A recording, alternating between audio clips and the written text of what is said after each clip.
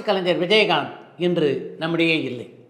திரை ரசிகர்கள், தேமுதிக தொண்டர்கள் ஆகியோரை தாண்டி லட்சக்கணக்கான மக்கள் உள்ளங்களை அவருடைய மரணம் பாதித்திருக்கிறது என்றால் அதற்கு முக்கியமான காரணம் ஒரு நடிகராகவோ ஒரு அரசியல்வாதியாகவோ மட்டும் இல்லாமல் மிகச்சிறந்த மனிதராக விஜயகாந்த் வாழ்ந்தது தான். விஜயகாந்த் இந்த திரையுலகிலே அடியெடுத்து வைத்த காலகட்டத்திலிருந்தே அவரை நான் நன்கு அறிவேன். அவர் நடித்த இரண்டாவது திரைப்படம் அகல் விளக்கு. அந்த படத்தை இயக்கியவர் என்னுடைய இனிய நண்பரான ஆர் செல்வராஜ்.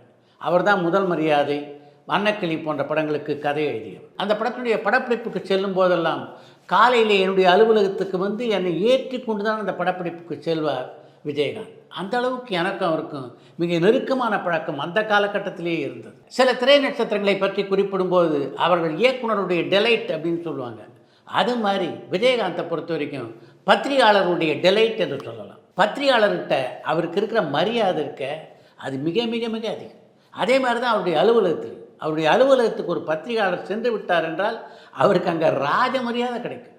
அவர் அங்கே 3 வேளையும் சாப்பிட்லாம், வேணும்னா அங்கேயே படுத்து தூங்கலாம், குளித்து அங்கேருந்தே எழுந்து அவருடைய அலுவலகத்துக்கு போகலாம். அந்த அளவுக்கு சலுகைகளை பத்திரிகையாளர்களுக்கு வழங்கியிருந்தார் அவர். பத்திரிகையாளர்களை உற்ற சகோதரனாக நடத்தியவர் தான் அவர். அவரும் சரி, அவருடைய இனிய நண்பரான இப்ராஹிம் ராவுத்தரும் சரி, பத்திரிகையாளர்களுக்கு அந்தளவு கௌரவத்தை தருவார். பத்திரிகையாளனாக அவரை நான் அந்த மாதிரி பார்த்துருக்கேன்னா ஒரு தயாரிப்பாளனாக நான் பார்த்த கோணம் வேறு. அப்போ அதாவது நான் படம் எடுத்த காலகட்டத்தில் விஜயகாந்தனுடைய சம்பளம் 2,50,000 ரூபாயாக இருந்தது. இப்போல்லாம் பார்த்தீங்கன்னா ஒரு நடிகர் ஒரு 10 கோடி ரூபாய் சம்பளம் வாங்குறான்னு வச்சுங்க, அவர் அந்த படத்தில் நடிக்கிறதுக்கு எவ்வளோ முன்பணமாக கேட்குறாரு தெரியுமா? குறைந்தபட்சம் 5 கோடி ரூபாய் முன்பணமாக கேட்குறார். இதில் இன்னும் சில நடிகர்கள் இருக்காங்க, மொத்த சம்பளத்தையுமே முன்பணமாக கொடுத்து விடுங்கள் என்று கேட்கின்றவர்கள் அவர்கள். அப்படிப்பட்ட நடிகர்களுக்கு மத்தியில் அன்றைக்கு 2.5 லட்சம் ரூபாய் சம்பளம் வாங்கி கொண்டிருந்த விஜயகாந்த் என்னுடைய புதிய தீர்ப்பு படத்தில் நடிப்பதற்கு வாங்கிய முன்பண தொகை எவ்வளோ தெரியுமா? 5,000 ரூபாய். விஜயகாந்தும் அம்பிகாவும் ஜோடியாக நடித்த புதிய தீர்ப்பு படத்தை சி.வி. ராஜேந்திரன் இயக்கியிருந்தார். என்ன காரணத்தாலும் அந்த படம் முடிந்ததுக்கு பின்னால் நாங்கள் எதிர்பார்த்த அளவுக்கு அந்த படத்தினுடைய வியாபாரம் இல்லை. அந்த படத்துக்கு நாங்கள் 2.5 லட்சம் ரூபாய் சம்பளம் பேசியிருந்த விஜயகாந்துக்கு படம் முடிந்ததுக்கு பின்னாலே அவரை ஒரு நாள் நானும் என்னுடைய சகோதரர் சித்ரா ராமுவும் சந்தித்தோம். உங்களுக்கு 2.5 லட்ச ரூபாய் இந்த படத்தில் சம்பளம் பேசியிருக்கோம், 2 லட்ச ரூபா கொடுத்துட்டோம், இன்னும் 50,000 ரூபாய் தரணும்.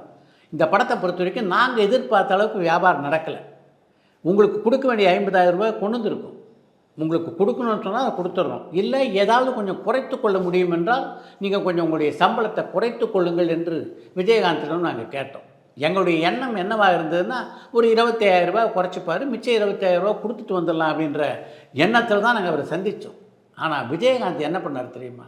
ஒரு நொடி கூட யோசிக்காமல் அந்த 50,000 ரூபாய் நீங்கள் எனக்கு கொடுக்க வேணாம், 2 லட்ச ரூபா கொடுத்துருக்கீங்கள, அதுவே போதும், படத்தை வெளியிடுங்க, படம் பெரிய வெற்றி பெற்றால் நீங்கள் எனக்கு கொடுக்க வேண்டிய தொகை கொடுங்க, இல்லைன்னா பரவாயில்ல என்று பெருந்தன்மையோடு சொல்லி எங்களை வழி அனுப்பி வைத்தார். அதுதான் விஜயகாந்த். எனக்கு தெரிந்த என்னுடைய திரையுலக அனுபவத்தில் விஜயகாந்துக்கு பணம் பாக்கி அப்படின்றதுக்காக ஒரு திரைப்படத்தினுடைய படப்பிடிப்பு நின்றதாகவோ, ஒரு படத்தினுடைய டப்பிங் நின்றதாகவோ, அல்லது ஒரு படத்தினுடைய வெளியீடு நின்றதாகவோ நான் கேள்விப்பட்டதே இல்லை. அதுதான் விஜயகாந்தனுடைய தனிச்சிறப்பு. பணத்துக்கு எந்த காலகட்டத்திலையும் பெரிய முக்கியத்துவத்தை அவர் கொடுத்ததே இல்லை அப்படின்னு சொன்னது. இல்லைன்னா அவருடைய வீடை பாருங்கள். நானே விஜயகாந்த்கிட்ட பல முறை சொல்லியிருக்கேன், நீங்கள் இவ்வளோ பெரிய நடிகராக வளர்ந்ததுக்கு பின்னாலேயும் இந்த சின்ன வீட்டில் இருக்கிறோமா, இன்னும் கொஞ்சம் பெரிய வீட்டுக்கு போகலாமே. அந்த வீட்டை பொறுத்த வரைக்கும் எனக்கு இன்னொரு சென்டிமெண்ட் கூட உண்டு. என்னுடைய புதிய திருப்பு படத்துக்கு 5,000 ரூபா அவருக்கு முன்பணம் கொடுத்தேன்னு சொன்னேன்ல, அந்த 5,000 ரூபா முன்பணத்தை அந்த வீட்டினுடைய கிரகப்பிரவேசத்தன்னைக்கு தான் அவருக்கு நான் கொடுத்தேன். ஒரு வெள்ளி சொம்பில் அந்த 5,000 ரூபா வச்சு அவருக்கு கொடுத்தேன். இன்னும் பெரிய ஆடம்பரமான ஒரு வீட்டில் இருந்திருக்கலாம், மாளிகையில் அவர் தங்கியிருக்கலாம், அந்த அளவுக்கு வசதி அவருக்கு இருந்தது. ஆனாலும் அவர் ஒரு சிறிய வீட்டில் அப்படி இருக்கிறது தான் விரும்பினார். அதே மாதிரி தான் அவருடைய பிள்ளைகளும் இன்று எளிமையாக இருக்கிறார். நான் தமிழ் திரைப்பட தயாரிப்பாளர் சங்கத்திலே செயலாளராக இருந்த காலகட்டத்தில் விஜயகாந்த் தென்னிந்திய நடிகர் சங்கத்தினுடைய தலைவராக இருந்தார். ஒரு பிரச்சனை அப்படின்னு வந்தால் நடிகர்களை காப்பாற்ற வேண்டும் என்பதற்காகவோ அல்லது தயாரிப்பாளர்களை தண்டிக்க வேண்டும் என்பதற்காகவோ எந்த முடிவும் எடுக்க மாட்டார் விஜயகாந்த். அந்த பிரச்சனை எப்படிப்பட்ட பிரச்சனை என்பதை சரியாக ஆராய்ந்து நியாயமான முறையில் அந்த பிரச்சனைக்கு ஒரு தீர்வு காணக்கூடிய ஒரு அருமையான தலைவராக இருந்தவர் தான் அவர். நடிகர்கள் ஏதாவது தப்பு பண்ணியிருந்தாங்கன்னா அவங்களை கண்டிக்க எந்த காலகட்டத்திலும் நம்ம தவறியதே இல்லை. அதே மாதிரி தயாரிப்பாளர்கள் தரப்பிலே தவறு என்றால் நேரடியாக அந்த தயாரிப்பாளர்கிட்ட சொல்லுவார். நீங்கள் அந்த நடிகருக்குரிய சம்பளத்தை சரியான நேரத்தில் கொடுக்கலன்னா அவர் எப்படிங்க உங்களுக்கு ஒத்துழைப்பு தருவார்? நீங்கள் சரியான நேரத்தில் சம்பளத்தை கொடுத்தா தான் உங்களுக்கு ஒத்துழைப்பு தருவார் என்று நடிகர்களுக்காக வாதாடுகின்ற அதே நேரத்தில் யாராவது ஒரு நடிகர் பணத்தை வாங்கிட்டு ஒழுங்காக படப்பிடிப்புக்கு போகலன்னா அந்த நடிகர் இதே கோபத்தோடு திட்டுவார். பணத்தை வாங்கினீங்கல்ல, அப்போ படப்பிடிப்புக்கு ஒழுங்காக போகணுமா இல்லையா? அப்போ தானே இந்த தயாரிப்பாளரால் அடுத்தடுத்து படத்தை எடுக்க முடியும். இல்லைன்னா ஒரு படத்தோடு அவர் ஓடிட மாட்டாரா என்று நடிகர்கிட்ட கேட்கக்கூடிய தைரியம் அவருக்கு இருந்தது. அதே மாதிரி இன்னொரு விஷயத்தை இங்கே குறிப்பிட்டே ஆக வேண்டும். கடனிலே மூழ்கியிருந்த நடிகர் சங்கத்தை அந்த கடனிலிருந்து மீட்டெடுத்த பெருமை விஜயகாந்தையே சேரும். அதற்காக அவர் பட்ட பாடற்க கொஞ்ச நஞ்சம் இல்லை அப்படின்னு தான் சொல்லணும். எந்த ஒரு பொறுப்பையும் ஏற்றுக்கொண்டு விட்டார் என்றால் அந்த பொறுப்பை ஏற்று முடிக்கின்ற வரை அந்த வேலையாகவே இருக்கக்கூடியதான் விஜயகாந்துடைய பழக்கம். அந்த நடிகர் சங்க கலை நிகழ்ச்சிக்காக அவர் ஏறாத நடிகர்கள் வீடுகளே இல்லை என்று சொல்லலாம். அப்படிலாம் ஏற வேண்டிய அவசியம் அவருக்கு இல்லவே இல்லை.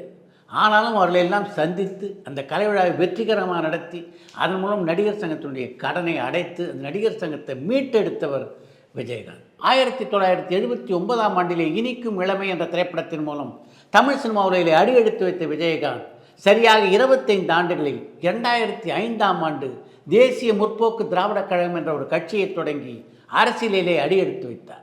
அரசியலையும் மிகப்பெரிய ஆதரவை மக்கள் அவருக்கு அளித்தார்கள் என்றால் அதற்கு முக்கியமான காரணம் மிக நல்ல மனிதராக விஜயகாந்த் இருந்ததும் அவர் ஒரு நல்ல மனிதர் என்பதை மக்கள் உணர்ந்து கொண்டதும் தான். விஜயகாந்தை பொறுத்த வரைக்கும் தன்னுடைய நலனை பற்றி கவலைப்படுவதை விட பிறருடைய நலனை பற்றி மிக அதிகமாக கவலைப்படுகின்ற ஒரு மனிதராக இருந்தவர். அதற்கு உதாரணமாக ஒரு சம்பவத்தை உங்களோடு பகிர்ந்து கொள்ள வேண்டும் என்று நான் நினைக்கிறேன்.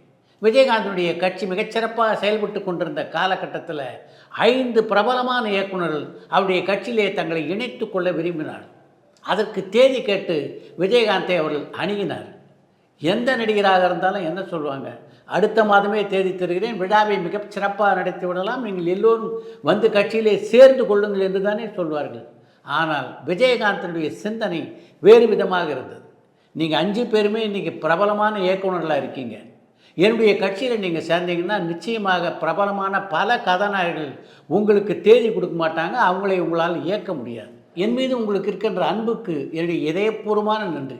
நீங்கள் உங்களுடைய அன்பை எனக்கு ஓட்டு போடுறது மூலம் தெரிவிங்க, என்னுடைய கட்சிக்கு ஓட்டு போடுறது மூலம் தெரிவிங்க, ஆனால் என்னுடைய கட்சியிலே உறுப்பினர் ஆக வேண்டாம் என்று சொல்லி அவர்களை திருப்பி அனுப்பிய மாபெரும் மனிதர் தான் விஜயகாந்த். மிக குறுகிய காலத்தில் அரசியலில் எப்படிப்பட்ட வளர்ச்சியை அவர் பெற்றார் என்பது எல்லோரும் அறிந்த விஷயம்.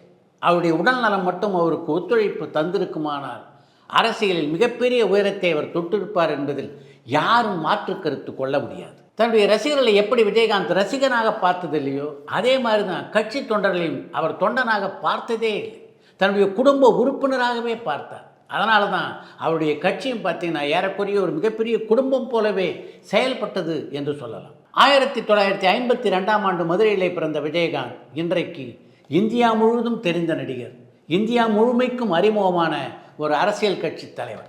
அப்படிப்பட்ட நிலைக்கு விஜயகாந்த் உயர்ந்தார் என்றால் அதற்கு பின்னாலே எத்தனை சவால்கள், எத்தனை போராட்டங்கள், அத்தனையும் உண்மையாகவும் நேர்மையாகவும் எதிர்கொண்டு விட்டு அந்த நிலைக்கு உயர்ந்தவர் தான் விஜயகாந்த். டி.ஆர். ராமண்ணாவுடைய இயக்கத்திலே புரட்சித் தலைவர் எம்ஜிஆர் நடித்திருந்த பணம் படைத்தவன் திரைப்படத்திலே எம்ஜிஆருக்காக கவிஞர் வாலி ஒரு அழகான பாடலை எழுதியிருந்தார். இருந்தாலும் மறைந்தாலும் பேர் சொல்ல வேண்டும், இவர் போல யார் என்று ஊர் சொல்ல வேண்டும் என்று. அந்த பாடல் வரிகள் எம்ஜிஆருக்கு மட்டும் இல்லை, புரட்சி கலைஞர் விஜயகாந்துக்கும் பொருந்தும். ஏன்னா அந்த புரட்சி தலைவருடைய வழி நடந்தவர் தான் புரட்சி கலைஞர் விஜயகாந்த். எம்ஜிஆருக்கும் விஜயகாந்துக்கும் இடையே பல ஒற்றுமைகள் உண்டு. அவரை போலவே வாரி வழங்குகின்ற வள்ளலாக வாழ்ந்து மறைந்தவர் தான் விஜயகாந்த். எம்ஜிஆர் மறைந்த அதே டிசம்பர் மாதத்தில் விஜயகாந்த் மறைந்திருப்பது இன்னொரு வினோத ஒற்றுமை.